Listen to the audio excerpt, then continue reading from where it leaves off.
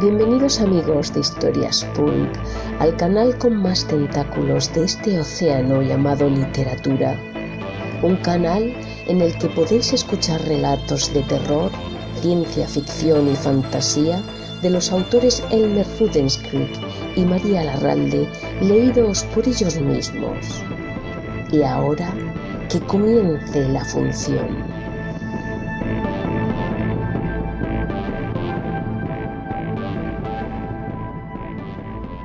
Agujero, por Elmer Rudenskrig. Cerca del pantano de Tibi fue. Oigo que dice mi hijo, a mis espaldas, desde el comedor. Apenas distinguible sus palabras entre el murmullo del agua del grifo bajo la que aclaro el jabón de los platos. Les dejamos explorar a su aire por las colinas, y a los 15 minutos nos llegó con las 2 rodillas raspadas. Cuando no es Bruno es Chloe, pero así andan los dos, rifándose las magulladuras. Tienen un talento natural para irse dejando pedazos de carne por el campo o la montaña, ya sea sobre grava suelta, roca viva, agreste bosque de ramas secas. Son un par de todoterrenos, pero se lo pasan bomba. Yo me alegro de que les mole tanto el andar por ahí. Veo a los hijos de los demás tan enganchados a los móviles y los videojuegos que da hasta penuca. Termino de aclarar el agua del último plato y, antes de dejarlo encajado en el sencillo escurridor de plástico, le saco un leve tintineo con un golpe seco del garfio prostético que sustituye mi mano derecha. El resto de la velada permanezco callado, dejando que mi hijo, mi nuera y mi mujer sigan hablando de distintas cosas sobre las que tengo poco que aportar, la verdad. Voy repasando los sucesos en mi memoria, paso a paso, cuidadosamente, con tanto cuidado que soy capaz, por momentos, de sentir los nervios de mi brazo mutilado sacudirse en ecos de dolor no lo bastante lejanos. Espero, con paciencia, a que el cansancio haga mella en todos, y entonces abordo a mi hijo, al que animo a tomar una última copa de vino, charlando, los dos solos, en el salón de la casa, mientras en la tele se suceden irrelevantes sucesos en un programa cualquiera que insiste en interrumpir las largas y sedantes cadenas de anuncios. ¿Qué pasa, papá?, me pregunta mi hijo una vez recostado en el lado más usado del sofá. Ambos damos un sorbo corto a nuestras copas, y luego suspiro dejando que todo el peso de mi cuerpo sea recogido por mi viejo y fiable sillón. Ladeando un poco la cabeza hacia él, empiezo a hablar. Es por eso que dijiste de Bruno y Chloe, dejándolos corretear por las colinas de los alrededores de Tibi. ¿Sí? ¿Qué pasa con eso?, me interrumpe. Puedo sentir que parece ponerse a la defensiva, como si le juzgara como padre. Verás, hijo, no debes, bajo ningún concepto, perderlos de vista por esas tierras. ¿De qué hablas, papá? ¿Cuándo has estado tú encima de mí, vigilándome?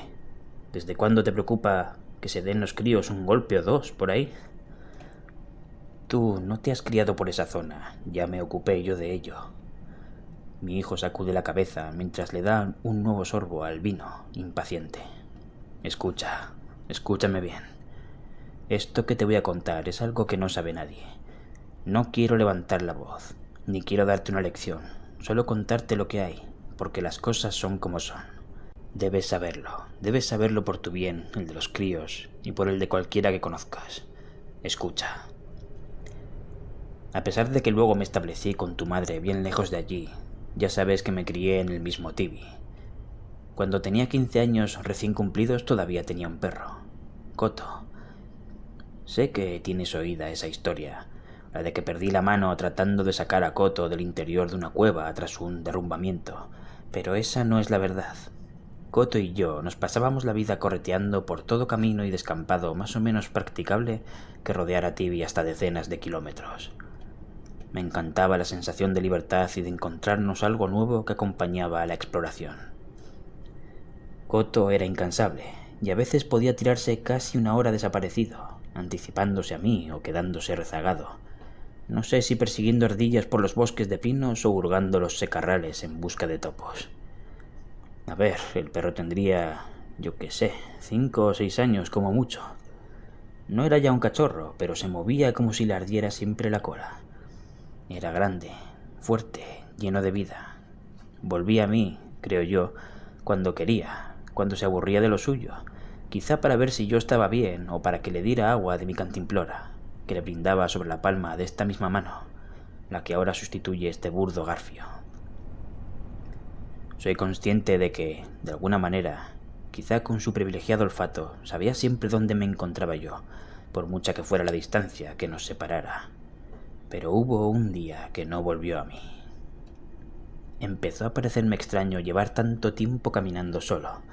Así fue como me di cuenta. Hacía rato que ambos habíamos dejado atrás los ejemplares más diminutos de la vegetación, internándonos por un terreno de ondulaciones, de retorcidos barrancos de tierra pedregosa que se comunicaban unos con otros en formas algo tortuosas, como por efecto de alguna antigua y tormentosa riada repentina. El suelo era seco y duro y quebradizo allí donde se solapaban bordes de tierra seca que habían quedado suspendidos en el aire, esculpidos por torrentes de agua que en algún momento habrían actuado como cuchillas por su velocidad e insistencia. Era media tarde, pero sabía que debíamos empezar a volver ya, si no quería que se nos hiciera de noche antes de llegar al pueblo. Alcancé cuanto antes el borde más alto del barranco más cercano para otear, para encontrar a Coto. Nada. Más allá de donde me encontraba, surcos gruesos se anudaban unos con otros dejando pequeños altiplanos a mi alrededor. En el mejor de los casos no creo que llegara a una treintena de metros lo que mi vista podía alcanzar. Lo llamé por su nombre, esperando, aunque lejana, la pronta respuesta de su ladrido alegre, con el que siempre parecía mostrar una especie de cordial acuerdo en acatar la orden. Pero nada, otra vez. Más desesperado por encontrarle cuanto antes, por dejar de estar solo, que por ubicar la dirección de vuelta a casa, empecé a brincar de lado a lado de uno y otro barranco, dando vueltas, subiendo al borde que me parecía el más alto en un momento, solo para descubrirlo como otro punto de indistinta altura al instante siguiente.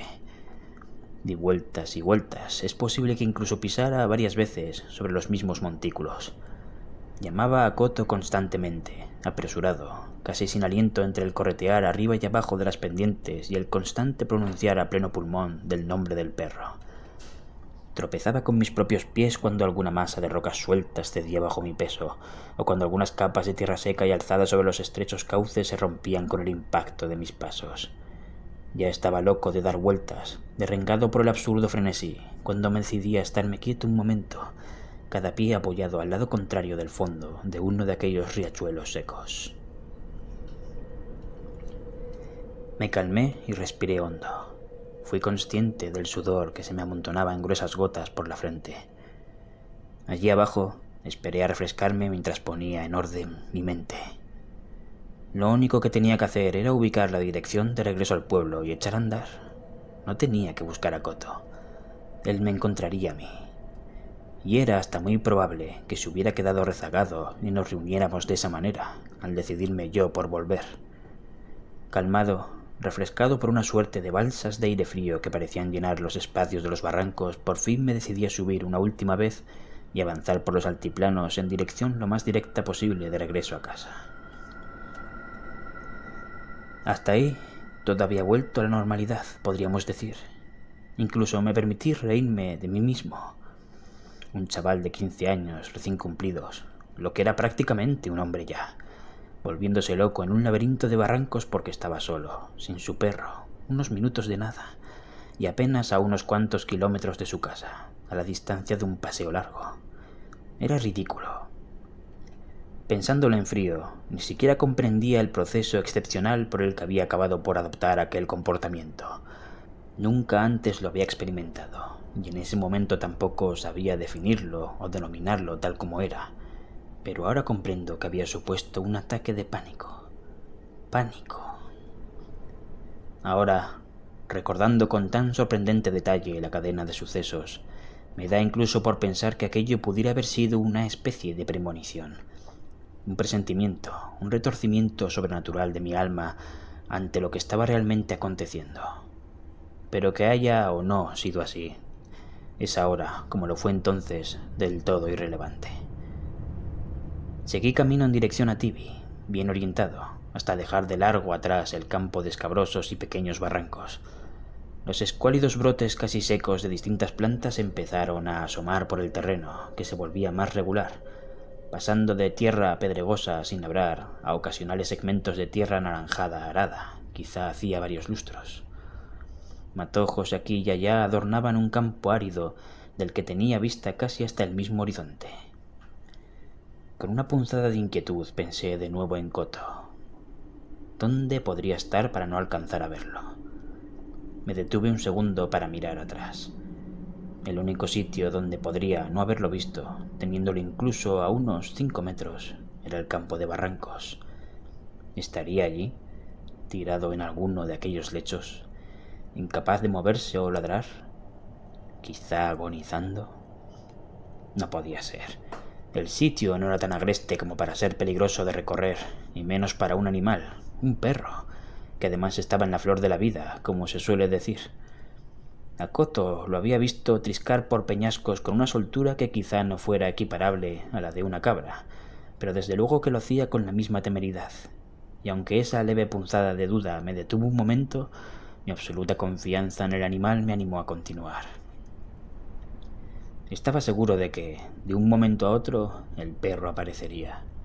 Lo encontraría más adelante, afanado en rascar alguna madriguera o retozando sobre alguna porquería, o llegaría a la carrera de una forma inaudita, asustándome como otras muchas veces lo había hecho.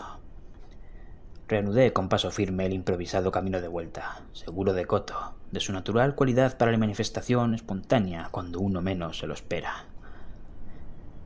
Ya me había olvidado de él para centrarme en mi creciente sensación de hambre.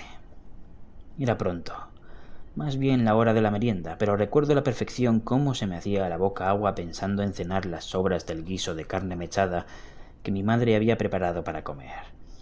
Solo por llegar a casa cansado y con hambre de sobra para saborear con mayor deleite cualquier plato, ya valía la pena nuestra costumbre de perdernos durante horas por los campos. Inesperadamente me pareció oír el lamento inequívoco de Coto. Fue de forma tan leve que el sonido llegó a mí, que en un primer momento hube de detenerme y aguantar la respiración para cerciorarme de que aquella inconfundible voz se repetía. Y así fue. Un lánguido y largo quejido del animal, más parecido al que llegaba a hacer cuando se asustaba que cuando en alguna ocasión se hacía daño, pero mucho más triste y agónico, tremendamente desconsolado. Coto estaba llorando. Lloraba con tal pesar que ese lejano aullido puso dentro de mi pecho un peso que cayó hacia las entrañas en una angustiosa sensación de náusea. Llamé a Coto desesperado, mirando alrededor. No era capaz de ubicar de dónde procedía el insistente lamento del perro. Todo era descampado, y a simple vista no parecía haber lugar en que el animal pudiera haber quedado atascado, que se hubiera podido caer, o donde estuviera tan solo esperando a verme llegar, angustiado de alguna forma por no ser capaz de encontrarme antes. Me moví desviándome a uno y otro lado de la dirección que me llevaba de vuelta a casa, tratando de distinguir hacia dónde debía seguir los aullidos. Casi sin ver, concentrado solo en seguir la señal captada en mis oídos, di paso tras paso hasta pasar muy cerca de un almendro ennegrecido por algún hongo, muerto mucho tiempo atrás. Cuando ya lo estaba pasando de largo, aún zigzagueando por el secarral, me di cuenta de que el lamentable aullido de Coto venía de muy cerca del árbol, desde el suelo, como si el animal estuviera atrapado entre las raíces. Escuché con más atención y seguí un poco más los lamentos del perro hasta encontrar que un gran agujero se abría en la tierra, con un cierto desnivel que hacía pensar en el aspecto de las madrigueras de los topos. Me quedé perplejo ante el descubrimiento.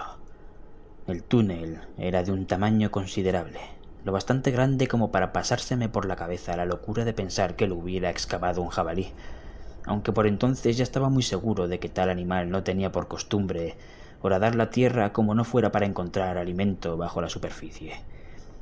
Aquella excavación, aunque irregular, daba la impresión de una esmerada e insistente acción para darle su forma. El gemido penoso de Coto llegaba hasta mí directamente desde su inescrutable fondo, contagiándome de una claustrofobia que hasta entonces me era por completo desconocida. Coto lloraba y lloraba, soltaba un largo gemido tras otro, con muy pocas variaciones, y no parecía que esperara que yo le encontrara o ayudara a salir de allí. Simplemente penaba, como ya dije, sonando más asustado que dolorido. Lo llamé por su nombre varias veces, sabiendo de antemano que era incapaz de salir por sí solo, fuera por el motivo que fuera. Me di cuenta de que, en cuanto fue consciente de mi presencia, en cuanto pudo oírme llamarle, Koto aceleró sus lamentos, como si le torturara saberme tan cerca, y, de algún modo, estar incapacitado para volver conmigo. Enseguida me eché cuerpo a tierra, apoyándome de rodillas y palmas de las manos sobre la tierra seca, y tanteé inclinándome hacia adelante un par de veces, buscando alcanzar a ver, si la había, alguna alimaña salvaje que me pudiera dar un molesto mordisco. Dentro, con la clara luz del sol de la tarde, podía ver despejada la pared excavada, cuya estrechez daba cabida con cierta holgura a mi propio cuerpo. Me arrastré dentro, llamando de nuevo a Koto un par de veces. Pensé que, si el animal seguía llorando, se encontraría bien, al fin y al cabo. Estaría atascado, como mucho. La capa de tierra sobre nosotros no era muy gruesa, y estaba tan asustado por Koto, y tan molesto por tener que arrastrarme allí dentro, que estaba seguro de poder salir de allí debajo empujándome con los brazos, levantando la superficie del secarral como una bestia indómita y gigante, como el mismo Godzilla. Avancé arrastrándome sobre codos y rodillas lo que debieron ser un par de metros, sumiéndome en una penumbra que era mi propia sombra. El túnel se estrechaba, haciendo que la luz apenas lograra sortear mi cuerpo reptante, y aun con eso llegué a ver a Koto. Los brillantes ojos negros me sobresaltaron, a pesar de reconocerlos al principio del largo hocico marrón. Al verme llegar, Koto abrió las mandíbulas para jadear como alegre, pero al instante siguiente soltó un largo y triste aullido. Las orejas hacia atrás, las encías retraídas, los ojos abiertos de par en par, con el blanco asomando ocasionalmente. Parecía que se sintiera culpable. Recuerdo que le pregunté varias veces algo como «¿Qué te pasa, chico?», porque no entendía nada. A simple vista, bueno, dentro de lo que distinguía en la penumbra, Koto parecía tener espacio de sobra para arrastrarse hacia mí, hacia la salida. Movía la cabeza con relativa libertad, y aunque era capaz de agitar ante mí ligeramente las patas delanteras, no avanzaba. «¿Qué cojones hacías para meterte aquí?», le pregunté. Él bajó la cabeza, cerrando las mandíbulas, sin dejar de centrar el brillo de sus ojos en mí, como si entendiera y le avergonzara la pregunta. En ese momento, y ya menos turbado al ver que parecía estar bien, me di cuenta del olor. Un intenso olor a carne, a sangre, el tipo de olor que atrae el instinto de animales carroñeros, o de perros como Koto. Alargué la mano para toquetear su grueso collar de cuero, seguro de que debía de estar enganchado en algo, quizá en una gruesa raíz o en una dura roca inamovible. Pero nada. Tiré entonces ligeramente de Koto desde el collar, animándole a acercárseme. No se movió en lo más mínimo. Dejó que su piel se arrugara en su coronilla y frente, mientras mantenía su vidriosa mirada culpable, reanudando sus largos lamentos. «Vamos, Koto, vámonos pa' casa», le animaba, pero nada. Salvo porque me miraba, nada cambiaba en su actitud. Tiré de él, ya bastante cabreado, pensando que el perro tenía que poner un poco de su parte si su problema era que estaba atascado. Pero entonces ocurrió lo más irracional. Fui yo el arrastrado hacia el interior del agujero, agarrado como estaba al ajustado collar de Koto. Alguna fuerza repentina tiró del perro y de mí con una facilidad e ímpetu abrumadores. El susto que me llevé en ese repentino desplazamiento casi me detiene el corazón, pero aquello no era nada en comparación con lo que estaba viendo. El cuerpo de Koto se había introducido en una suerte de angosta y grasienta garganta carnosa como resultado del tirón.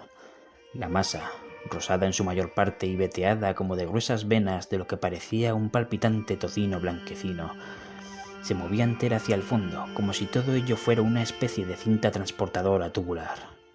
A la piel, a la carne, en fin, de mi querido Koto, se enganchaban los gruesos garfios calcáreos desperdigados como rudimentarios dientes en aquella especie de vorágine viva, de aquella boca con forma de sumidero, de torbellino. Traté de engancharme de pies y de mano libre a la irregular pared del túnel, en vano. En estado de pánico, Me resistí a soltar a Coto, a abandonarlo a su suerte dentro de aquella aplastante y punzante pesadilla que lo enganchaba una y otra vez, desde arriba, desde abajo, desde uno y otro lado, para hundirlo más y más en el ya casi invisible e informe fondo. En la casi absoluta oscuridad, aún distinguí cómo los ojillos de Coto parecían irse a salir de sus cuencas cuando los garfios llegaron a deslizarse sobre la piel de su cabeza, tirando de la capa de pelo y músculos con una fuerza irresistible. Apenas fui consciente en ese momento de que tenía casi medio brazo dentro de aquel absurdo monstruo, pues solo era capaz de llorar de desesperación y rabia, luchando sin fuerza posible contra el arrastre del pobre animal. No podía sentir mi propio dolor, aturdido como me encontraba de pánico ante aquel horror y de desconsuelo ante los espeluznantes y aterrorizados aullidos finales del perro. Coto se hundió entre aquellos pliegues deslizantes al son de gemidos ahogados y el crujir de sus huesos descoyuntados, aplastado todo él. Y yo seguía enganchado. La masa se había cerrado alrededor de mi antebrazo. Mi mano, derrotada, había perdido en algún momento el agarre al collar del perro, pero el monstruo me había atrapado. Sin embargo, se había detenido. Estuve varios minutos, quizá demasiados, aún lamentando la desaparición de Coto, tratando de asumir que estaba atrapado en aquella inconcebible pesadilla. Con el brazo enganchado por la acción de aquellos garfios y la presión inamovible de aquella grasienta masa muscular. No sé por qué no siguió arrastrándome en aquel momento hacia el interior con Coto. Quizá, y lo dudo mucho, yo no era del todo plato de su gusto, o ya había mordido hasta ese momento más de lo que podía digerir. Sin embargo, estaba atrapado. Era cuestión de tiempo que perdiera la vida, ya fuera porque la cosa me arrastrara también hacia el interior, o por no ser capaz de salir nunca de allí. Hice esfuerzos por sacar el brazo, pero los tirones me desgarraban la carne. Notaba que los garfios se hincaban hasta lo más profundo, abriendo profundas laceraciones antes de anclarse por efecto de su grosor, resistencia y número. Al mismo tiempo, empezó a parecerme que la sustancia grasienta que empapaba la vorágine de mandíbulas me quemaba, y la quemazón empeoraba cada minuto. Tengo la impresión de que me estaba deshaciendo, preparando lo poco de mí que había mordido para realizar una suerte de digestión. Estaba experimentando la digestión que, sin duda, habría de haber padecido el propio Coto. Dejé de oírle tan pronto como desapareció cubierto por la vorágine del agujero, pero no sabría decir si en verdad murió en el acto o sufrió mucho más allí dentro. Aún en estos días, a veces, rezo porque el animal estuviera del todo muerto antes de eso. En cambio, yo estaba aún atrapado, tratando de sobreponerme a la certeza de la muerte, de una agonía horrible allí dentro, una idea que se iba diluyendo cada vez más entre la ponzoña del intenso calor en torno a mi mano atrapada, que se iba haciendo insoportable. Me dolía tanto que hubo un momento en que estallé en incontenibles alaridos de agonía. Lloraba y gritaba hasta quedarme sin aliento, revolviéndome con piernas y brazos allí dentro, tratando de tirar hacia atrás, golpeando con mi mano libre la tensa masa de carne cerrada hasta la mitad de mi antebrazo, arañándola hasta abrirme las uñas sin lograr que se moviera un solo milímetro. Y mientras me desgañitaba sin aliento y temblando por el miedo, por unas fuerzas al borde de la flaqueza, mi mano se cocía allí dentro, atrapada en un espacio tan prieto e inamovible que ni siquiera me permitía sentir el movimiento de los dedos. Quizá era solo una imagen mental, pero la recuerdo como si en verdad la hubiera visto con mis propios ojos. La piel húmeda y reblandecida retirándose con sus diversas capas de sobre los pequeños músculos y tendones de mi mano, estos hinchándose antes de empezar a secarse como deshidratados para luego partirse y empezar a separarse del hueso por algún tipo de acción de succión que se producía desde todas direcciones ahí dentro. Lo más probable es que, fuera lo que fuera que estuviera haciéndome en la mano, los daños no fueran realmente tan espantosos como el dolor y mi horrorizada imaginación me estaban retratando. Pero ya no podía más. Con la mano izquierda me tomé unos minutos hurgando por el suelo del túnel, incluso escarbando en la pared, buscando una piedra pesada que tuviera además alguna superficie lo bastante afilada. Me llevó varios minutos decidirme por una de las 3 mejores opciones que había sido capaz de encontrar, tomando una roca que ocupaba la práctica totalidad de mi palma casi con la ergonomía de una pelota, quedando al lado contrario una corta superficie aserrada. No me parecía afilada lo suficiente para lo que quería hacer, pero prefería el buen agarre que me otorgaba frente a las otras 2 piedras. Terminé por apartarlas para que no limitaran mis movimientos. Empuñé con terrible saña la elegida en mi zurda y la dejé caer con todas mis fuerzas sobre mi brazo derecho, lo más cerca posible de la presa de la vorágine monstruosa. Aquello sonó como una gruesa rama partida por el peso de un pisotón. El dolor, un denso y romo impacto de mis nervios, me aturdió, lográndome hacer olvidar la irritante y apremiante quemazón. Desesperado, con la mente obnubilada, estoy seguro de que muy cerca de perder el conocimiento por conmoción, examiné mi brazo. Burbujeaba abundante sangre y estaba roto, pero no partido del todo. Así no iba a salir. Los latidos retumbaban en mis sienes y una suerte de luz blanquecina empezó a refulgir alrededor de mi vista, pero haciendo que lo que veía se oscureciese. Antes de ir a perder por completo la conciencia, repetí el salvaje ataque a mi brazo. No sé cómo pude conseguirlo. Asumo que mi desesperación, el saber que iba a quedarme allí para pudrirme, me dio las fuerzas. Y la posición de mi brazo, ligeramente alzado a media altura del túnel por la extraña boca de la vorágine, hizo más sencillo partirlo. Sea como sea, entre un borboteo constante de líquido rojo, me descubrí reptando hacia atrás frenéticamente. Me di la vuelta como pude dentro del túnel, cuando este era lo bastante amplio, y miré hacia la luz del atardecer, contra la que avancé sobre mano, codo y rodillas, hasta salir como catapultado desde el borde irregular del agujero. La terminación de mi brazo derecho era un jirón de carne y piel rotos que rodeaban un par de gruesas astillas afiladas de hueso. Tiene gracia lo mucho que me recuerdan las puntas de este garfio plateado aquella impresionante visión. Imbuido de una rabia por la supervivencia inaudita en toda mi vida, me quité como pude el cinturón de gastado cuero de mi pantalón y me lo cerré con saña sobre el antebrazo, muy cerca del codo, rezando para que aquello retrasara la pérdida de sangre lo suficiente. Eché a andar en dirección al pueblo. El resto te lo imaginarás. Sí que logré llegar, a duras penas. Se hicieron cargo de mis heridas y se armó durante varias semanas un buen revuelo en el pueblo, tanto por el suceso en sí como por mis explicaciones al respecto sobre una especie de monstruo subterráneo. Pero la cosa no fue a mayores. Se fueron diluyendo las historias y rumores con el tiempo, y yo terminé por recuperarme y acostumbrarme a tener una sola mano. Cuando me vi con fuerzas, con un valor cuyo origen era la indigna y absurda muerte del pobre Coto, y pasado más de un año de aquel encuentro, regresé hasta donde el almendro muerto, provisto de una pala, un pequeño bidón de gasolina y cerillas. Sin embargo, fue frustrante ver que no estaba por ningún lado el agujero maldito que llevaba hasta la espeluznante vorágine. Calculé dónde se habría de hallar aproximadamente el monstruo y me afané en cavar. Palada tras palada, te podrás imaginar lo difícil que me fue sin tener aún una prótesis, pero lo hice. Me pasé la tarde cavando, haciendo hoyos aquí y allá, alrededor del árbol, pero nada. No encontré ni rastro del monstruo. Acabé tan cansado ese día que solo podía pensar en lo infructuoso de todo el trabajo. En cambio, esa misma noche, una vez en casa, lo pensé mejor. Y ese pensamiento ha regresado a mí con tanta frecuencia como ocasiones tengo de estar solo, perdido en mis propias reflexiones, y da igual lo mucho que intente distraerme o las solapadas capas de ideas que procure ponerle encima.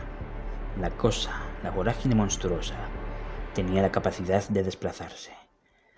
No sabía nada de ella, no tenía intuición alguna de hacia dónde podría haberse movido. Si era capaz de hacerlo, de qué modo y a qué velocidad, si tan solo medraba en los secarrales o le daba igual el lugar. Durante los días siguientes, con la excusa de haber retomado mis largos paseos, dejé Tibi igualmente pertrechado y cavé. Cavé aquí y allá por los terrenos alrededor del almendro muerto, siguiendo una pauta concéntrica primero, pasando a elegir lugares al azar después, y busqué e indagué por agujeros en el terreno que se parecieran al que le sirvió de trampa al pobre Coto. Pero nada. Supe que no lo encontraría jamás, y para todo el mundo yo me habría quedado manco por causa de un absurdo accidente que sepultó a mi perro. No sé hasta dónde se podría mover esa cosa, y lo que es peor, no sé si habrá más. Así que Te lo imploro, hijo, por mis nietos y hasta por tu propia seguridad. No los dejes solos, no los pierdas de vista. Y si es posible, no deambuléis más por la zona de Tibi.